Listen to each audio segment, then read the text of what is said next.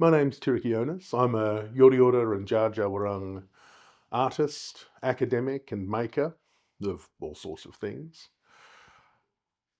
I also draw my ancestry from the Waivuru, the Dankinyung. Much of my cultural inheritance comes from the Wurrung, I'm a McClintock, a Closter and a Schnaars, and I acknowledge all of those ancestries that have led me here because I am so very much a product of stories and knowledges that I've acquired, yes, but so many that have been poured into me, along with the responsibility for the telling of those as well. I've got great privilege to work currently as the head of the Wilin Centre for Indigenous Arts and Cultural Development at the University's Faculty of Fine Arts and Music, and also to be the Pro Vice-Chancellor Indigenous for the University of Melbourne.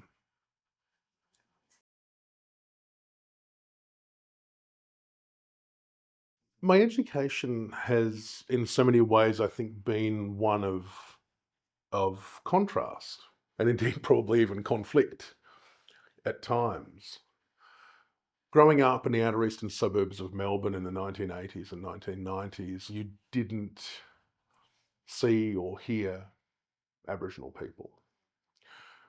We were there, but largely the narratives of Indigenous communities and the ongoing maintenance and thrivance of culture and practice in communities of First Peoples just wasn't spoken of. There were no Aboriginal people on the TV. Stories of what had happened here prior to the early 19th century were non-existent, or they were relegated to some extinct Stone Age past. Indeed, I remember growing up and sitting there in, not just in primary school, but in high school, and literally being taught in my history books that Aboriginal people in the southeast of Australia were extinct. That was the word that was used. And that was shocking to me because I certainly didn't feel like I was extinct. And being the only identifying Aboriginal kid at Knox Park Primary School and later Knoxfield College was something of a surreal experience at times, because the world in which I was spending 9 until 3:30 every weekday lived in such contrast to who I was on the weekends and the holidays at home away from there, where my life was full of stories of Indigenous resilience and strength. And indeed, as I've come to understand it more,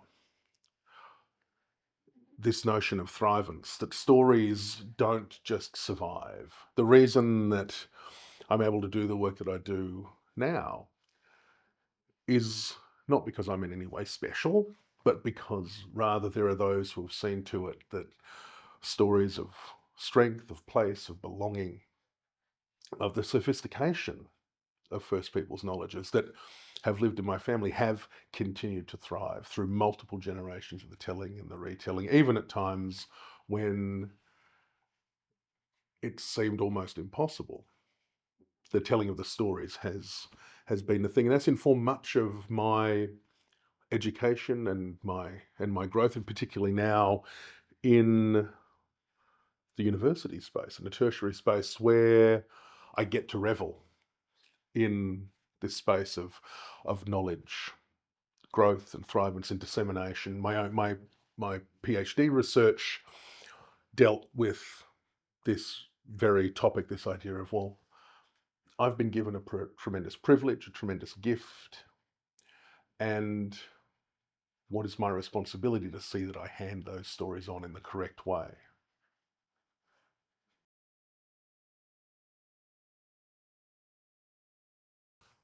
I tend to think that most of the positions that I've ended up in have been something of an accident to a certain extent, and I don't think that's necessarily uncommon. I don't think that's an uncommon experience for Indigenous scholars in the academy, and certainly in more senior leadership roles, as I have those yarns with other people doing similar work. Oftentimes we are the, yes, well, I found myself in this role. It's an active service. I was drawn to it. And I certainly had not expected that I would be somewhere like this, and certainly not teaching in the way that I get to. Early on, my work in intercultural practice started very early. I think I was probably fresh out of high school. I was 17 or 18. And there was this growing movement and indeed pressure in education spaces to engage more with Indigenous knowledge and histories and culture and practice, particularly in early childhood and primary school education. And so that was where I got a lot of my early work. After leaving high school, finishing year 12, I was running workshops for kinder children and primary school students, and then eventually for their teachers who wanted to be able to learn and to do more. And so gradually fell into this role of intercultural education and cross-cultural training, if you will.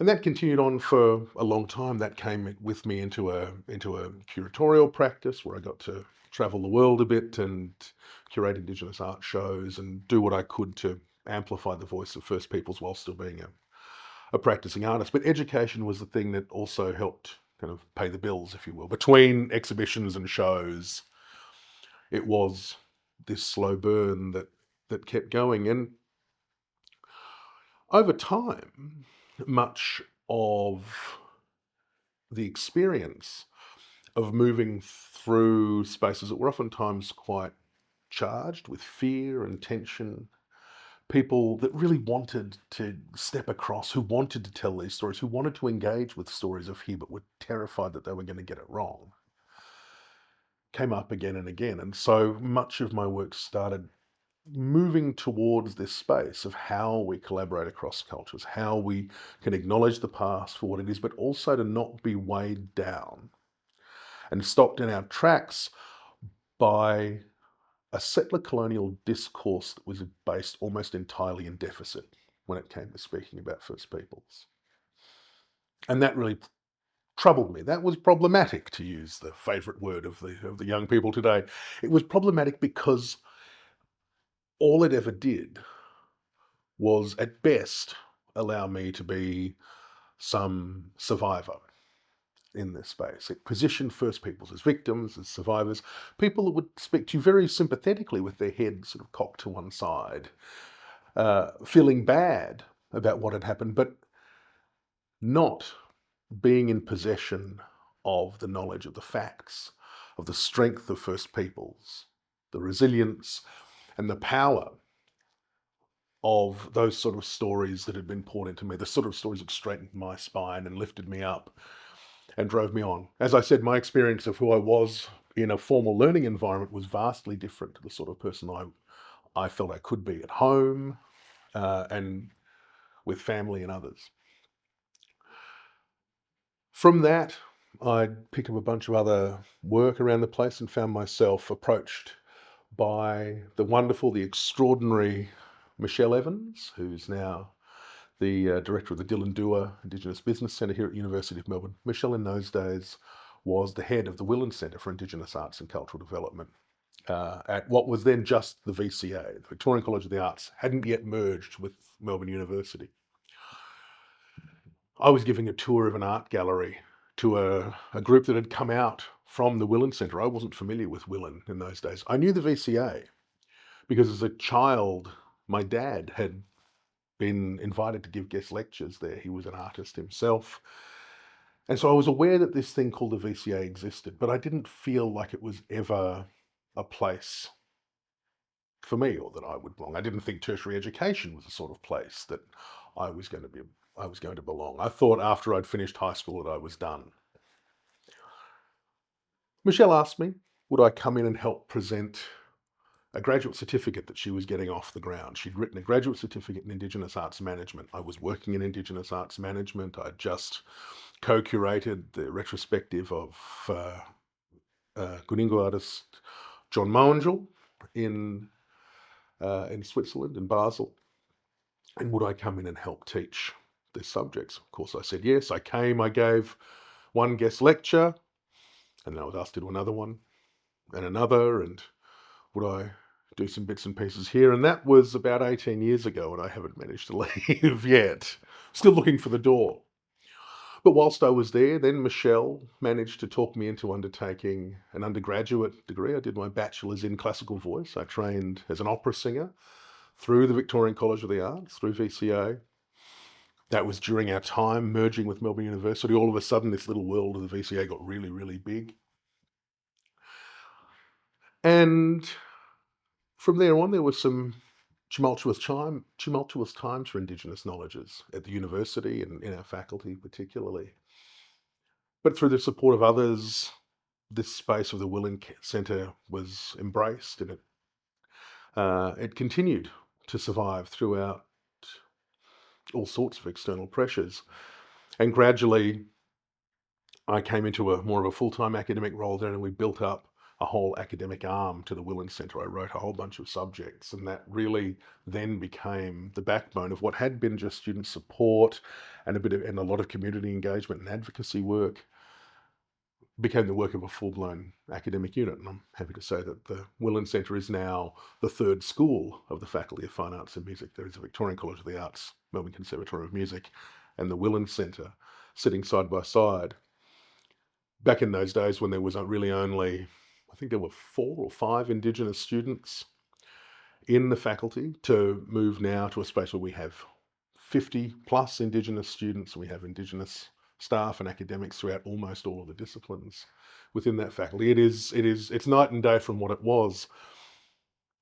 And perhaps more significantly, our colleagues feel they've got a real stake and a real place in this dialogue as well. And they feel that they can be part of speaking to the significance of an artistic and cultural practice that has gone on in this place, in Wurrung and Wurundjeri Woi-wurrung countries for thousands of generations, and that on a very basic level, they themselves are just artists following in the footsteps of thousands of generations of artists that have gone before them as well. What we do is not particularly new. It's very exciting, but it is a recapitulation of practice which has gone on again and again and again in this place. And I love it. I revel in that sort of space. And that's led to much of the work that I've done now academically. We set up a master's and PhD program, which I eventually graduated from. I don't know if I may be one of the first people to graduate from the PhD, the program that they actually set up, only because the PhD I was enrolled in first got closed down. But it's been an interesting journey through. We've started a research unit in Indigenous Arts and Culture in that faculty as well. And over time, that then moved me into more of these leadership roles. I was for a time the Deputy Dean of the Faculty of Fine Arts and Music and Associate Dean Indigenous, but stepped away from those to be Pro Vice-Chancellor Indigenous, but have demanded that I hold on to that Wilin gig, because if I'm not there, if I don't get to be in the classroom with the students, I don't see how the rest of the job is sustainable. That's the part that really feeds me. Still working with young people is the thing that I shouldn't be ageist, working with people of any age, but that opportunity to teach and engage is the thing that really, really gets me out of bed in the mornings.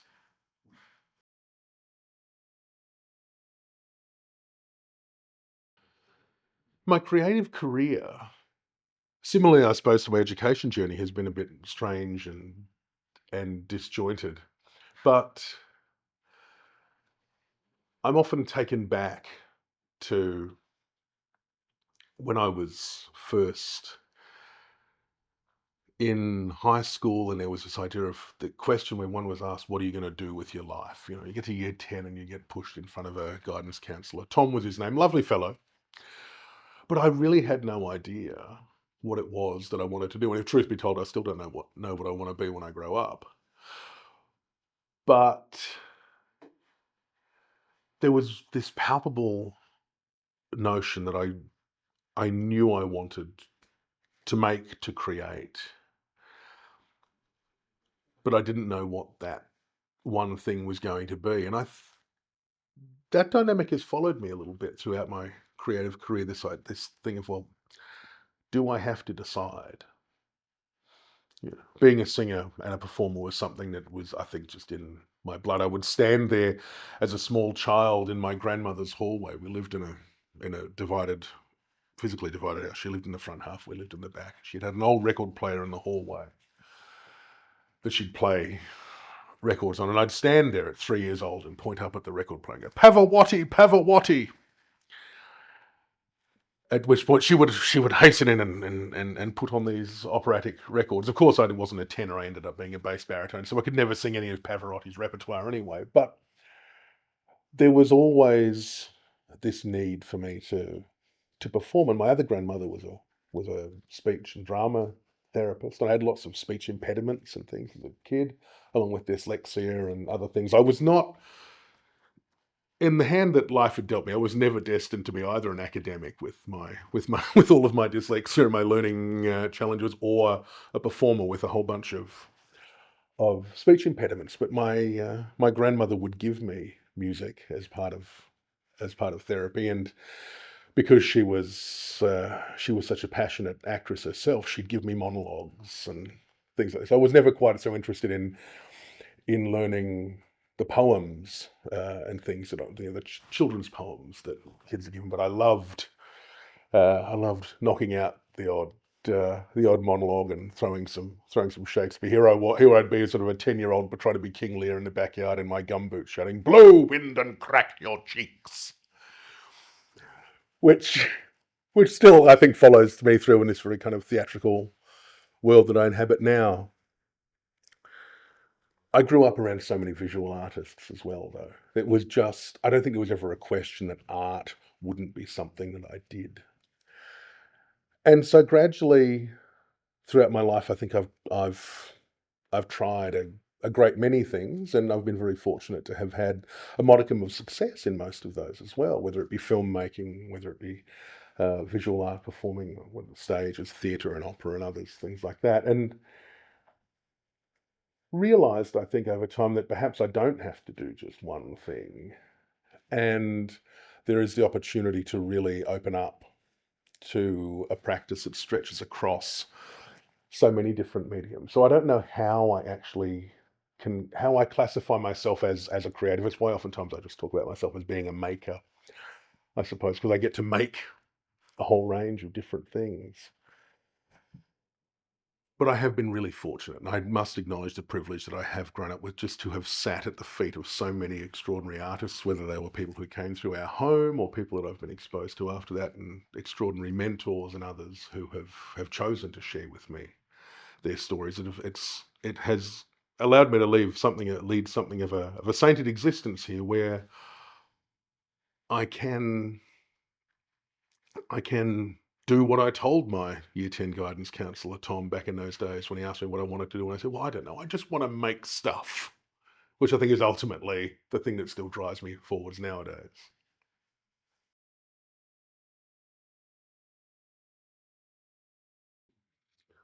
My grandfather, Bill Onus, is interesting. He's always lived very large in my life, in the mythologies that we tell within our own families. You know, we all have those sort of family mythologies that we tell of these larger than life people and characters. And Bill has been very much that.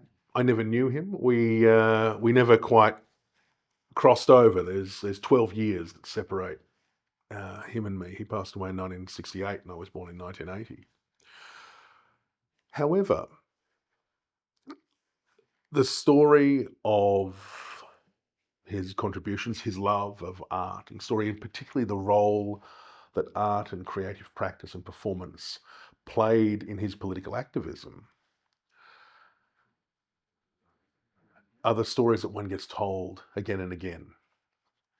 When I was with community on the weekends and away from the schooling environment that told me that there were no more First Peoples here in the southeast, every weekend was me being pulled aside by various aunties and the occasional uncle, usually aunties, but there are uncles in there as well, who pull you aside and want to tell you their story about Bill, or why he was significant, and the difference that he'd made, or how he'd gotten them into a certain thing. Usually it was performance or making of some description.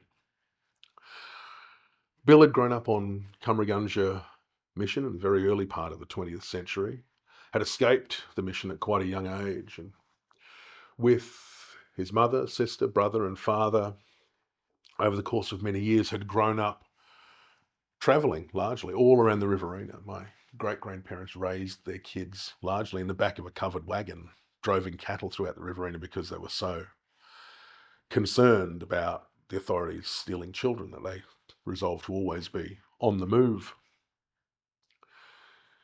Because of that, Bill had spent time in the music halls and in the circus tents. He'd learned to eat fire and throw boomerangs. He was a real performer, and that then led to him later becoming quite the impresario as well, trying to find opportunities for other First Peoples to get on the stage to start telling their stories. And he really saw theatre and performance and the way that Aboriginal and Torres Strait Islander culture, particularly in post-war Australia, was being commodified and sought after in a different way. That quite often the narratives that had sustained an Australian identity prior to the First and Second World War had been very much as being part of the empire, of being a colony, and all of a sudden there was this real push to try to find something different. And there had been movements before that and at all sorts of different levels to try to identify an Australian identity more broadly, but you really see this in the late 40s and early 50s. There's this real push to define a broader Australian identity as distinct from just being part of the empire. And because Australia had at that point lived through nearly half a century of the White Australia policy, because there had been so many moves made to push out cultural difference from here, really the only place that broader Australia had to go to was to the stories of First Peoples and the stories of here. And so you see this proliferation of Aboriginal and Torres Strait Islander story and culture finding its way into a broader consciousness, but so often without any Aboriginal people to tell those stories. And this sort of wholesale appropriation then led artists like Bill and others to be able to use this as a vehicle to start telling the stories of here. Bill, after receiving a compensation payout when his car was hit by a fire truck in the very early 50s, instead of using that money to do something sensible like feed his family, he decided instead to go and start a shop. He is, as far as we know, still I think one of the first Aboriginal business people. Started a shop up in the Dandenongs called Aboriginal Enterprises, a shop which is still there now, or the building anyway, a little fibro hut. And in it, he started selling the things that he'd grown up with, the boomerangs, the woven baskets. He started travelling around to various Aboriginal communities, collecting objects at a time when Aboriginal people were not necessarily always free to move, when we did not have access to our own economy and means of producing any kind of independent income quite often for Aboriginal people who were still living on mission stations. The ability to lean on those skills which had thrived in families for thousands of generations and to reimagine them as a different sort of industry through souvenirs. My father would often say that it was the people who were selling boomerangs in little corrugated iron shacks on the side of the road are the people that created and started the Aboriginal art market, which is now worth billions of dollars, which is a defining factor of a broader Australian identity in many ways. That work was done at a really grassroots level, and people like Bill amplifying that, producing more of that artwork, he and others were able to return that income, were able to return the finances, the strength back to Indigenous communities. This was money which was not tied to indentured labour of being stockmen or being domestics and things like that. And gradually, through the proliferation of First Peoples stories, you see this happening more and more. It's not just Bill doing it in a vacuum. I mean, he started Aboriginal Enterprises out in Belgrave. He eventually had a shop as well in Narberthong, further out, and even all the way over in Port Augusta. He would employ other Aboriginal people to work in these shops, and non-Indigenous people too. I mean, you think about the 1950s, there would not be that many non-Indigenous people in Australia that could say that their boss was an Aboriginal person. And yet Bill was very committed to this idea of employing Indigenous people and non-Indigenous people in the same space. And so much of that legacy and the ability that Bill then had to be able to move into other spaces has followed through now. I made a film about it some years ago called Ablaze, and recently just finished, along with two collaborators of mine, Jamie Ferguson and Jenna Lee, a large-scale installation piece out in the Dandenongs called Thrivance, which is about this notion of intergenerational transfer of knowledge, of the sharing of stories that perhaps aren't part of our collective consciousness, but perhaps should be. That the stages, particularly of Melbourne and Sydney, are replete with stories of Indigenous performers who stood alongside non-Indigenous collaborators in order to humanise the story of First Peoples, to advance the narratives of struggle and resistance, and to bring to the fore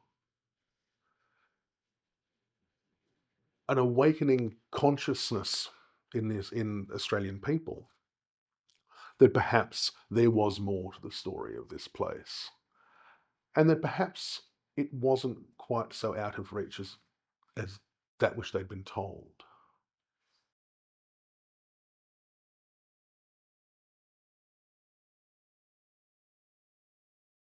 I think the link between performance and social justice is inherently there in Indigenous film and theatre. I mean, to a certain extent, I think it's hard for any Aboriginal performer to not be inherently political in what they do, simply by the fact that they are existing on stages and on platforms that weren't necessarily ever intended to have them on it.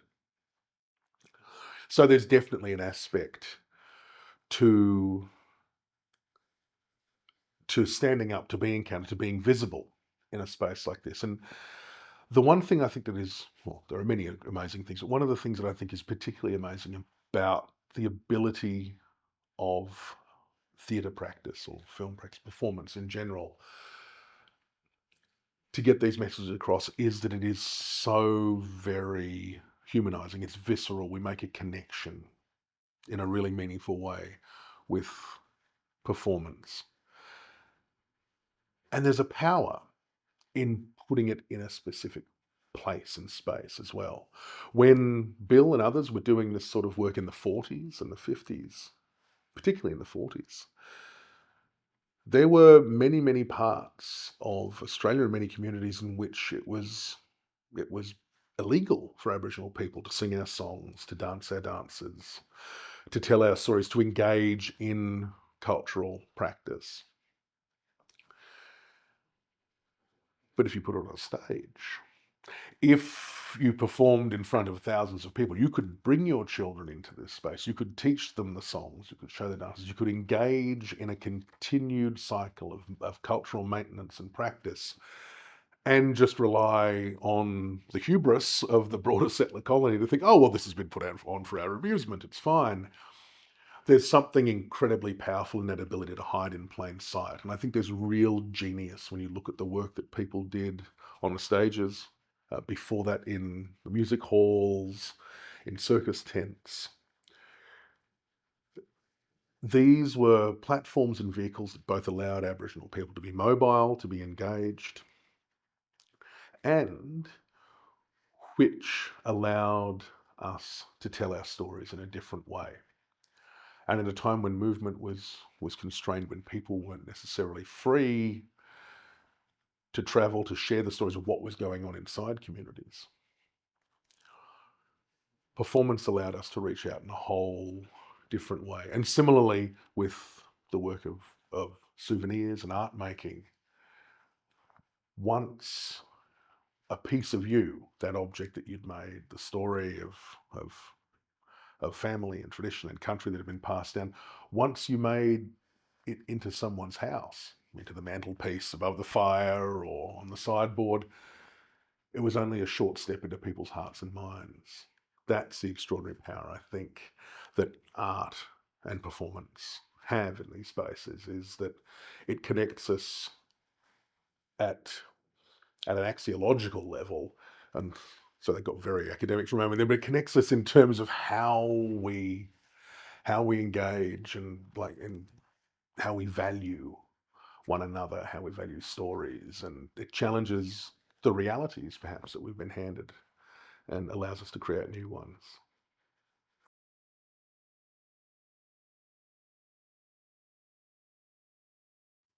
My father, Lynn, was an artist, painter and sculptor, and again, someone that seemed to just fall into things by accident. So I think that my ability to just to let things get out of hand and snowball into roles like this, I've probably inherited from him. Not that it's a bad thing. Very happy where I am, but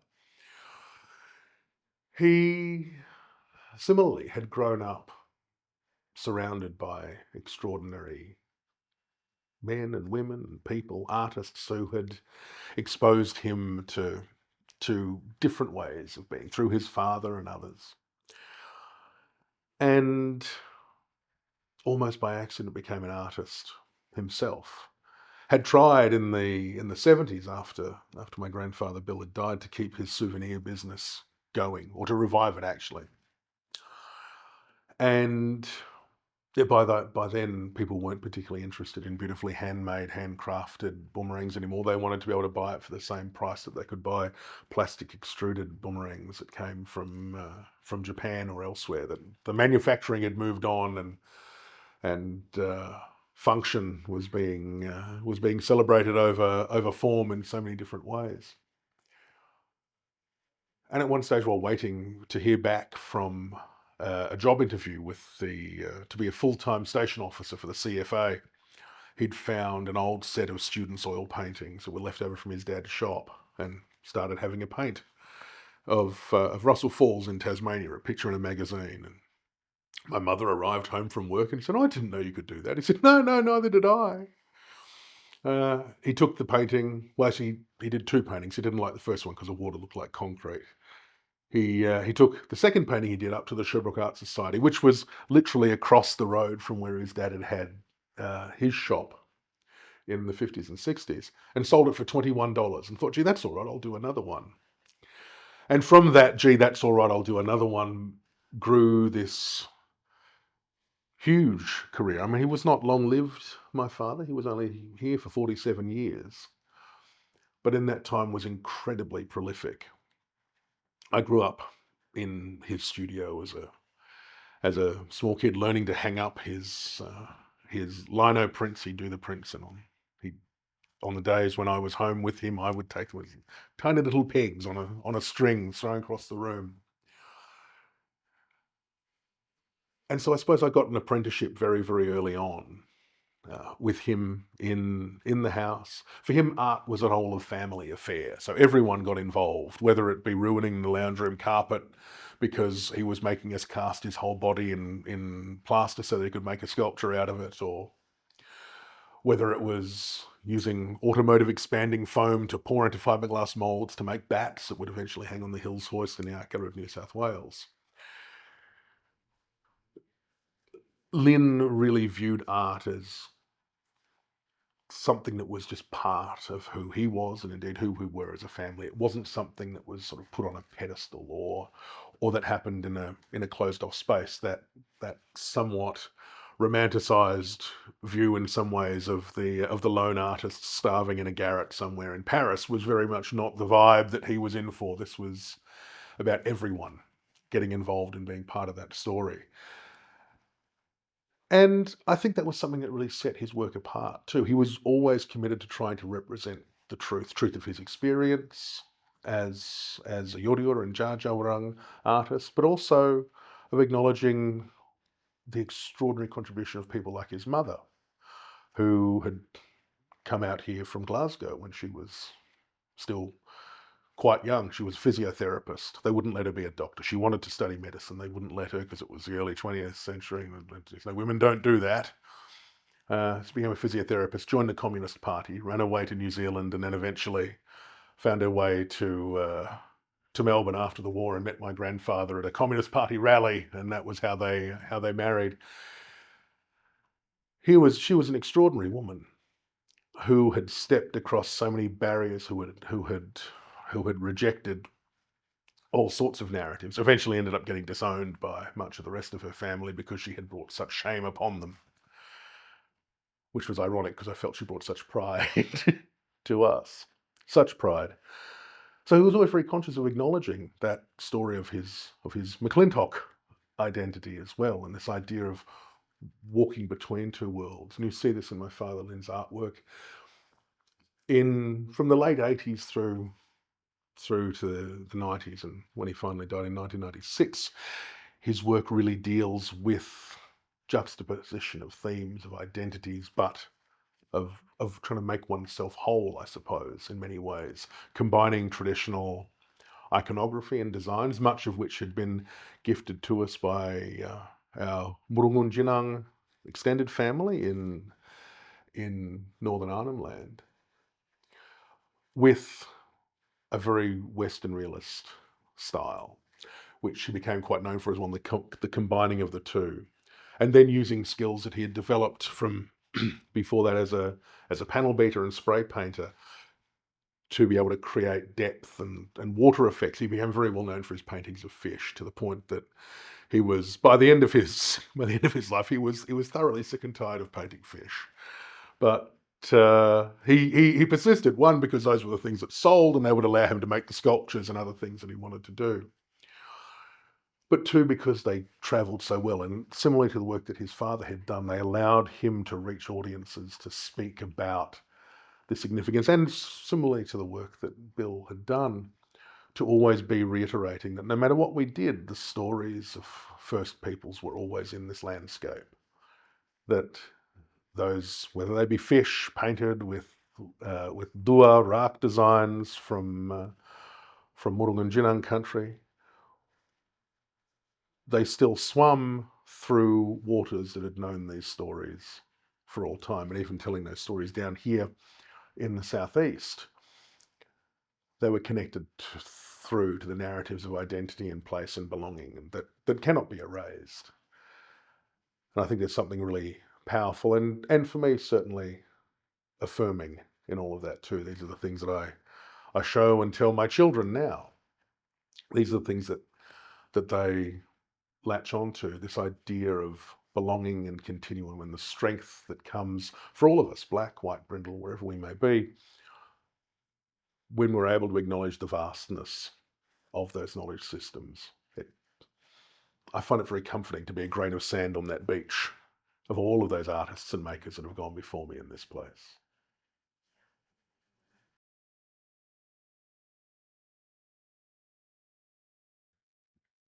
It took me a long time to learn this lesson. And indeed, it was one that I was very good at saying to other people without necessarily taking my own advice.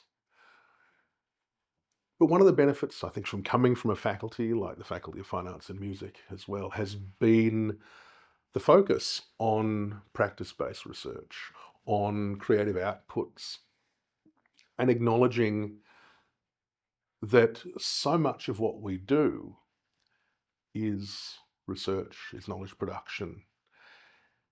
And so much of what has gone on here in this place for thousands and thousands of generations is very similar to what we now do in august institutions such as this. That has gradually more and more come to the fore in my own academic and research practice as well. It took me the best part of a decade, but my PhD dealt with these themes quite strongly. Many years ago, was the inaugural Hutchinson Indigenous Fellow for the University of Melbourne. And when I was asked what I would do with it, I said, well, look, I have this burning need, this burning desire. I want to engage with the technologies of possum skin cloak making, Biganga, as we call it in Yorta. I wanted to make this Biganga. I wanted to connect with the the materiality of that practice. As a kid, I'd grown up with my father going on long pilgrimages through the centre of Australia in our old red Toyota 4Runner, driving all the way from Melbourne, right the way out through the desert, up to Darwin and then out to Garmity Outstation on the Blythe River or Maningrida Community. And along that ride, we would pick up various treasure from the side of the road, usually in the form of roadkill.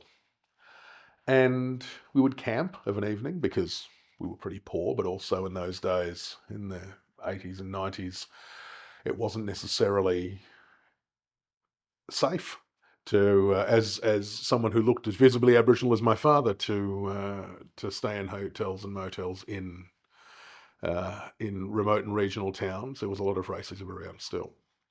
And so we would camp and we would pluck these birds. And he'd explain to me as we went about the magic, the significance, the stories of country that existed in them, the same as exists in us. And that if we respect that animal, we can use its body and parts of it in our art, in our creative practice. And it will continue to live in that way. And every now and again, there'd be a possum as a real piece of treasure, and we'd sit there and skin these possums, often sometimes out in the desert where water was not in plentiful supply, and here's a possum that had been in the sun for a while, so they were sometimes a little bit ripe. But as we skinned them, he'd explain to me about how our old people, our Yinbana, had worn these Biganga, these possum skin cloaks that they're given to us as babies, that as we grow, we add our own skins to them, and the insides are incised with the stories for country and place and belonging for which we're responsible. And then when it comes time for ceremony, we turn those cloaks inside out so everyone sees the stories for country that we literally wear on our back. They see us as women and men of high degree and stature, as people of standing. And he also told me about how he'd sat in a similar situations with his father many, many years before, and that they had done the same. That they'd never amassed the 60 or 70 skins required to make a cloak, but that if we kept telling these stories, one day, the promise was made, one day we'll make them again. And indeed, my father and I never got the requisite 60 or 70 skins together. It's a lot. But that story stayed with me. And when it came time for me to start engaging with various practices and looking to my own research or my own creative practice as research, there didn't seem to be any other medium other than the cloak to be able to work in. It seems the most powerful, tangible piece of cultural material practice that exists here in the southeast of the continent. Obviously, there have been extraordinary knowledge holders and makers that have gone before me in that place. People like Vicky Cousins and her sister and the wonderful Uncle Wally Cooper and so many others. Too many to name them all. But for me, there was something very much needed. There was something powerful in the opportunity to sit there and do with my hands that which thousands of generations before me had done with their hands in place. And I wanted to get to grips with all of the various materials. And so I think for a long time I saw that work as being in opposition to the broader practice of knowledge production here in the university and in the academy more broadly. And I resisted it, or it was something that was done off to the side, or I saw these as being one-off projects or pieces of work. And increasingly now, I've come to realise, after perhaps listening to some of my own advice that I'd been giving to others, that in fact, no, the doing is the thing. And increasingly, particularly when we're engaging with Indigenous communities, but I think all over, the opportunity to engage through creative practice methods, to embodied practice, is such an incredibly robust methodology. There's a reason that so many artists who come to research end up embracing autoethnography as an approach, because there's rarely is there an opportunity or privilege enough in our lives to actually step back and look at what we're doing and analyse why we're doing it. And I think that's true of, and it doesn't have to be a creative practice, it's true of almost everything we do. We get focused on outcomes, we get focused on on uh, the why and the wherefore, but not necessarily on the how. And so I think there's a real opportunity here for us as universities and academics in general to take that moment to be able to immerse ourselves. And creative arts are where Indigenous knowledges have thrived. Since the beginning of all things, they're embodied, we experience them collectively. It isn't just about what we do, it's about how we do it and how we do it collectively, how we live and relive stories. Stories aren't just told, they're retold.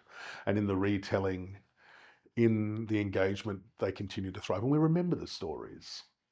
I don't remember nearly so well the names and dates and times that were drummed into me throughout school, but I remember the stories that I was told. I remember the visceral reaction and the feeling that I have connecting to stories that have meaning and place in them. And so I think for myself, as an academic in my own scholarship now, I'm learning more and more all the time not to just dismiss things.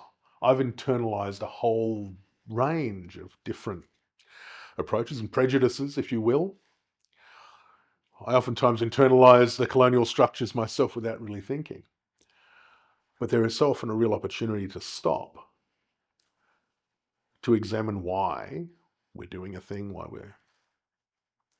we're engaging with knowledges in a certain way, and to challenge and to reimagine and to revalue how we engage with stories, and perhaps what some of the pressures have been that have made us decide that one system of knowledge is perhaps more valuable than another. It's a constant process of decolonising and re-indigenizing that I try to go through in my practice on a day-to-day basis. But it's becoming easier, and I think ultimately it's becoming much more sustainable too.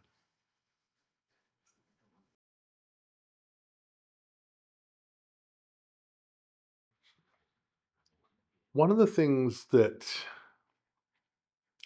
I find us constantly in dialogue about has been this notion of First Peoples led research and what it actually is. That we've moved past the rhetorics of research about and on Indigenous peoples and communities as just being some sort of unambiguous good, which has led much of the interaction of First Peoples with institutions such as this for a very, very long time. There has been this idea that, oh no, well, we must preserve these knowledges, so we'll put them over here for safekeeping, they'll go in an archive, we'll record people. And as Aboriginal and Torres Strait Islander people, I would argue that we are probably amongst the most experienced in the world at being the subject of someone else's research. But increasingly, now we find ourselves interrogating what an Indigenous-led research process looks like, where the benefit is, and increasingly now, and this is the thing I love and I see more and more in this role as Pro Vice-Chancellor Indigenous, not just how we create the authorising environment for a piece of research to be done, but how that research is delivered, how it's constructed, how it is informed, what sort of values are guiding that piece.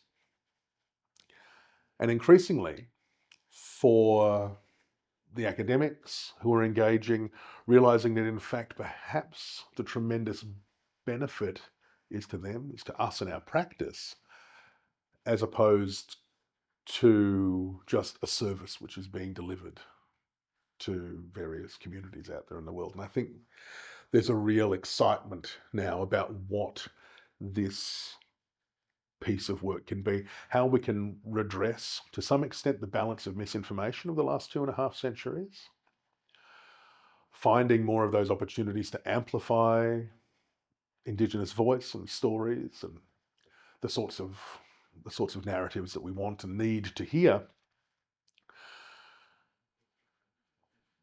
but also that these skills are oftentimes transferable. That when we engage with Indigenous communities and when we're using methodologies and approaches which are deeply steeped in Indigenous authority and law, they're transferable. That in fact, best practice is best practice. And it opens up a whole range of conversations that we can start to have with other knowledges, stories, and people that haven't necessarily been held in the academy in the same way. It also means that there's a big challenge to sometimes temper our enthusiasm in this space. And indeed, the vast majority of challenges that I see arising are not because people are in any way bad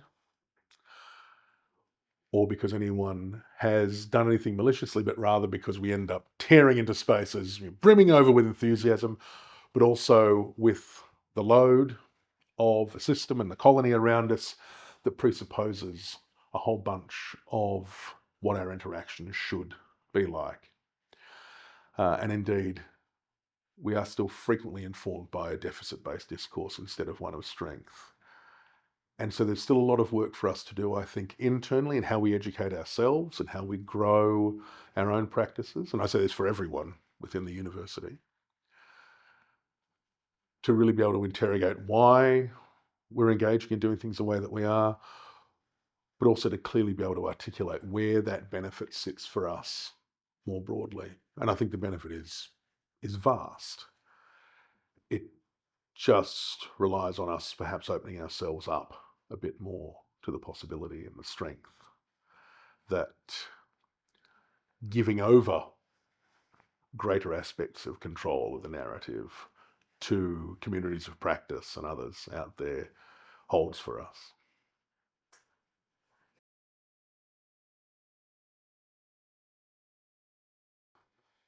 I have these great hopes that